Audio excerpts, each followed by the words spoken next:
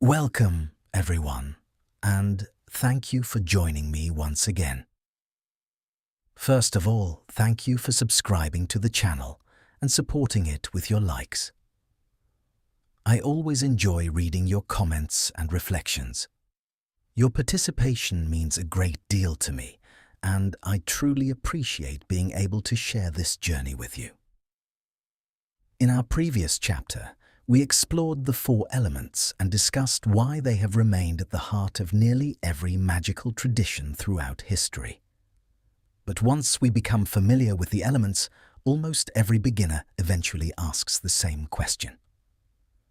All right, I understand that there are earth, water, air, and fire, but which element should I work with? That is exactly what we are going to explore today. One of the most common mistakes beginners make is trying to solve a problem with the wrong tool. Imagine someone trying to drive a nail into a wall using a screwdriver. Is it possible? Perhaps, but using a hammer would make far more sense. Magical practice works in much the same way. Each element possesses its own nature, its own strengths, and its own field of application. The better you understand those qualities, the easier it becomes to achieve the result you are seeking. Let us begin with water.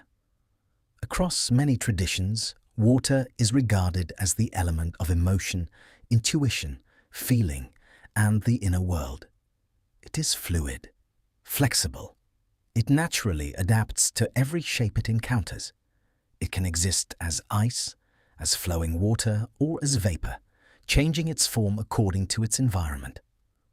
For this reason, water is most often associated with relationships, love, reconciliation, emotional healing, and restoring inner balance. If someone is struggling after a painful separation, if they find it difficult to trust other people, if they feel emotionally exhausted, or if they long to restore harmony within a relationship, then working with the element of water can become a deeply valuable practice. Yet this is precisely where many people lose their way. Imagine a woman who dreams of meeting a loving and trustworthy partner. Instead of exploring her own emotions, fears, and ability to open herself to another person, she focuses entirely on material outcomes. She tells herself, I need a successful man. I need a beautiful home. I need financial security. But the real challenge does not exist in the material world. It exists within the emotional one. When our desire becomes fixed on external symbols, money, status, possessions, it often conceals much deeper emotional needs, fear of rejection, difficulty expressing feelings, emotional walls built after past wounds, or simply an inability to recognize what the heart truly longs for. In such situations, the work belongs to water. Working with water means developing emotional awareness and emotional intelligence. It means learning to recognize your feelings, give them a name, regulate anxiety and shame, and practice trust and vulnerability in a safe and healthy way.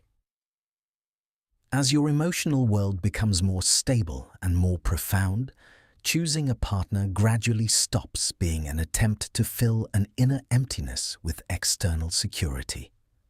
Instead, clarity begins to emerge. You discover what truly matters to you, and you become capable of building genuine intimacy rather than simply pursuing stability. Combining water with the other elements, water plus air. Give your feelings a voice.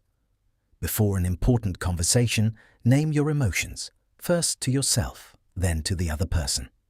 The shadow side, using words to manipulate rather than communicate. Water plus fire. Turn emotion into conscious action.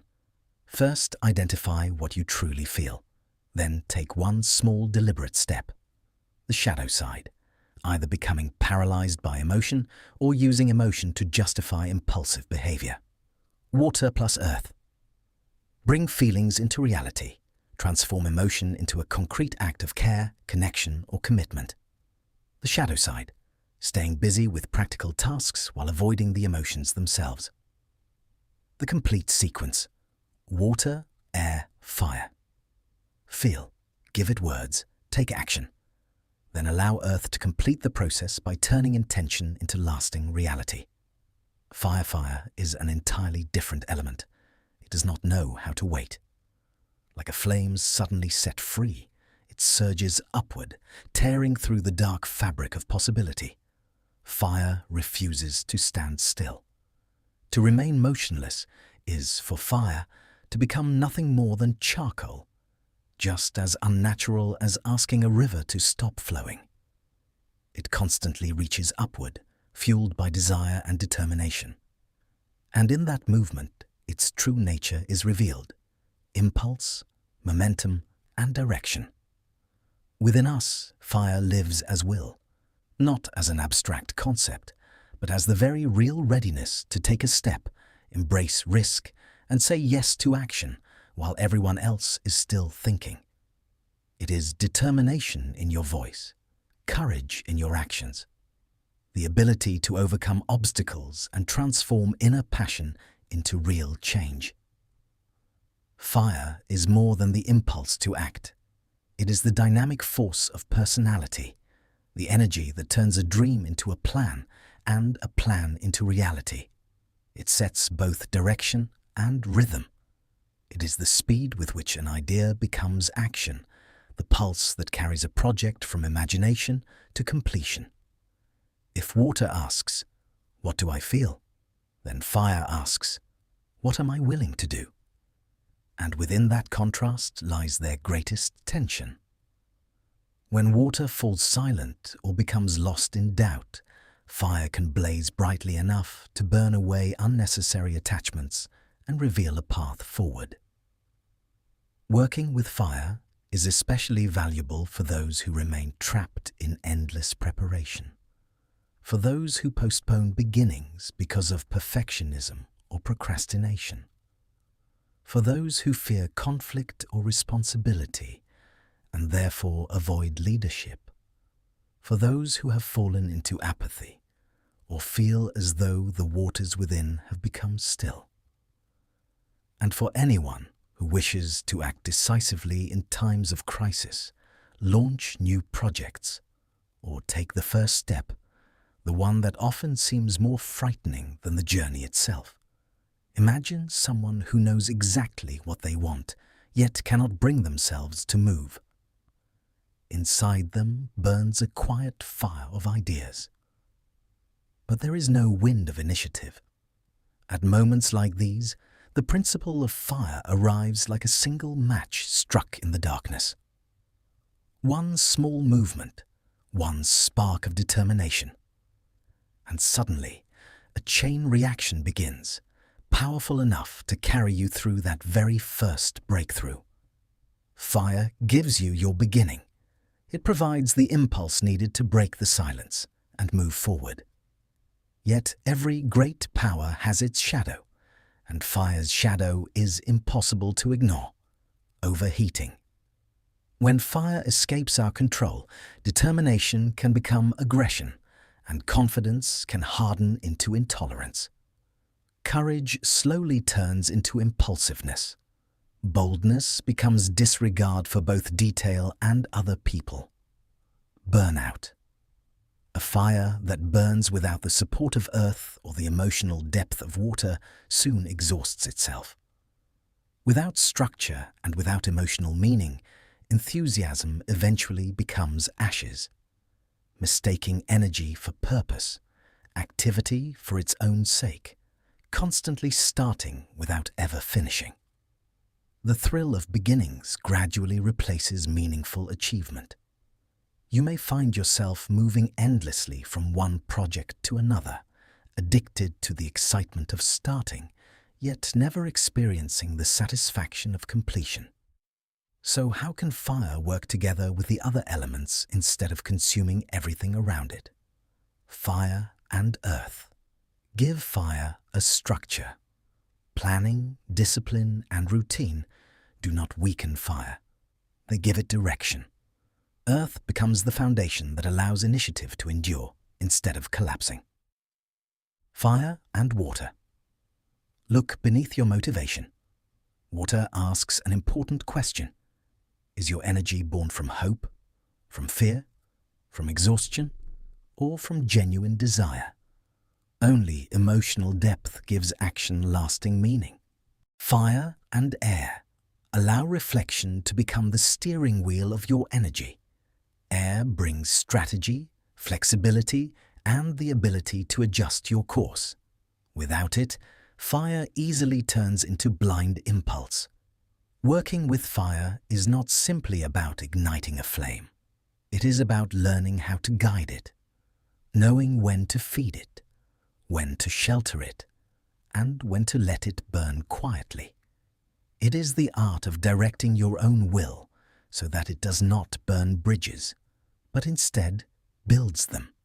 From the glowing metal of intention and unwavering determination, fire can burn away fear and inertia. But without earth, it cannot build a home. Without water, it cannot fill that home with meaning. Without air, its passion soon loses direction. Ultimately, fire is an invitation to movement. It calls us to leave behind the state of waiting and become the authors of our own story. The eternal spark within you can ignite not merely a single action, but an entire direction for your life, purposeful, courageous, and capable of carrying every beginning through to its completion. Just remember, fire burns brighter and longer when it stands upon solid ground, carries depth within its heart, and is guided by a mind that knows the way. Air. The next element is air.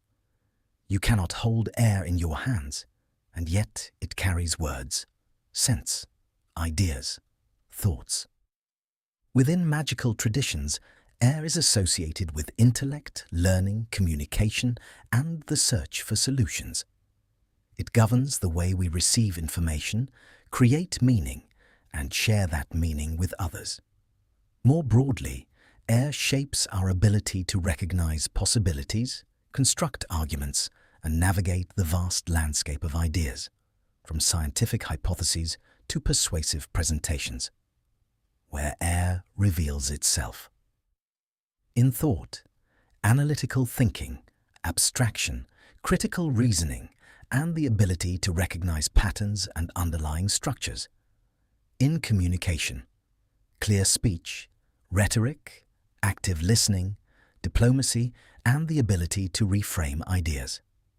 In learning and memory, understanding concepts, organizing knowledge, connecting ideas, and retaining information. In creativity, combining ideas, building metaphors, improvisation, and discovering unexpected connections. In social networks, creating relationships, exchanging information, and building meaningful connections. Who benefits most from working with air? Students preparing for examinations, researchers and analysts, negotiators, managers and leaders, writers, speakers and teachers. Anyone facing complex, multi-layered problems that require flexible thinking. The shadow side of air. Like every element, air also has its imbalance, over-rationalizing emotions.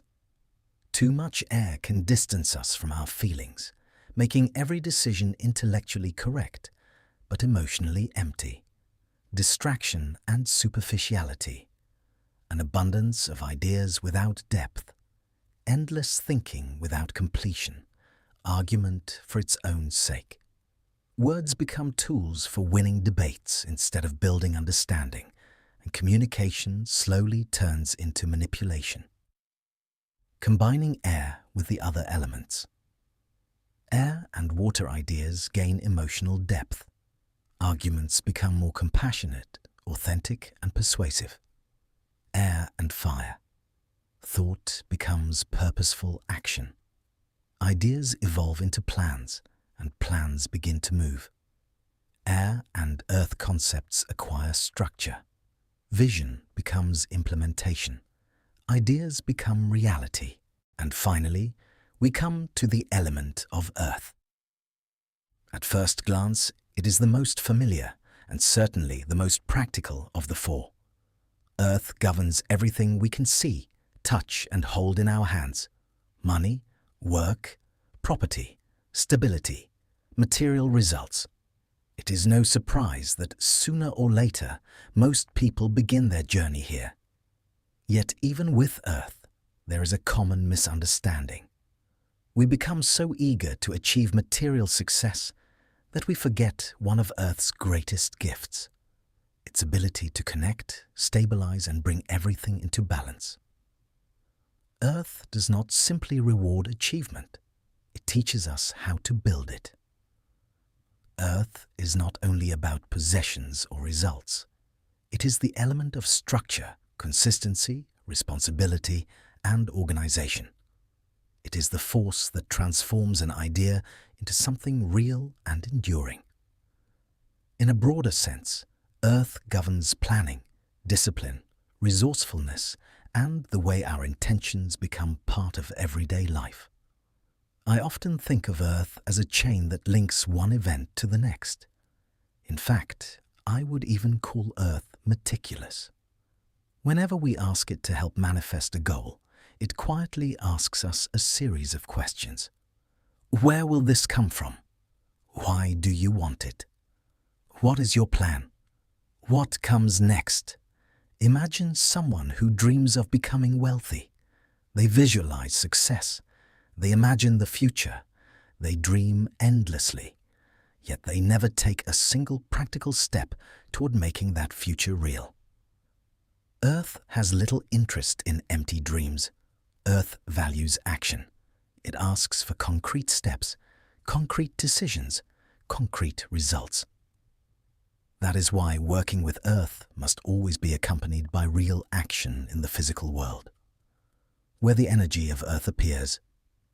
Finances and resources, managing money, budgeting, investing, and building long-term security. Work and career, consistency, professionalism, responsibility, and reliability. Daily routines, healthy habits, caring for the body, and creating order in everyday life. Projects and achievements, planning, deadlines, quality control, and steady progress. Common mistakes. Relying on visualization without taking action. Dreams remain dreams until they are supported by practical steps. Expecting fate or miracles to do the work for you instead of developing skills, habits, and systems that lead to lasting success. The shadow side of Earth. Like every element, Earth can also become unbalanced. Excessive pragmatism. Life becomes rigid, creativity fades, flexibility disappears, becoming obsessed with results. An unhealthy fixation on outcomes can eventually lead to anxiety, exhaustion, or burnout. Resistance to change. Without the flexibility of air and the initiative of fire, even the best plan can become outdated and ineffective. Combining Earth with the other elements. Earth and air develop flexible strategies.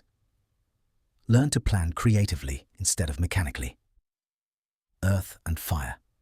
Allow your plans to gain momentum. Turn preparation into action. Earth and water. Examine the true motivation behind your goal. Will achieving it genuinely bring meaning and fulfillment? Or are you simply trying to fill an emotional emptiness? When the elements work together. In reality, most meaningful goals never belong to just one element. Imagine you decide to start your own business. You will need Earth to build stability and create sustainable results. You will need fire to overcome fear and take the first step. You will need air to study the market, develop strategies, and organize your work. And you will need water to build trust with clients, partners, and the people around you. That is why an experienced practitioner never searches for a single element. They search for balance. If you are only beginning your journey, I recommend something much simpler. Take a sheet of paper. Write down your most important goal. Then ask yourself one question. What do I truly need in order to achieve it? If the answer involves emotions or relationships, begin with water. If it requires courage and decisive action, work with fire. If it calls for knowledge, learning, or clear thinking, turn to air. If your goal is material achievement and lasting results, begin with earth. This simple exercise will help you understand not only the elements, but yourself as well. Because very often, the true cause of our difficulties lies somewhere entirely different from where we first imagine. As always, I would like to conclude this chapter with the words of Paracelsus. There are salamanders for fire, gnomes for earth, undines for water, and sylphs for air. And the human being is a microcosm composed of all these elements. In our next chapter, we will explore the element of earth in greater depth and practice a simple exercise designed to strengthen stability, confidence, and material well-being. If you enjoyed this chapter, subscribe to the channel, leave a like, share your thoughts in the comments, and continue with the next video. My name is DESEROW. Thank you for being with me. Until our next chapter.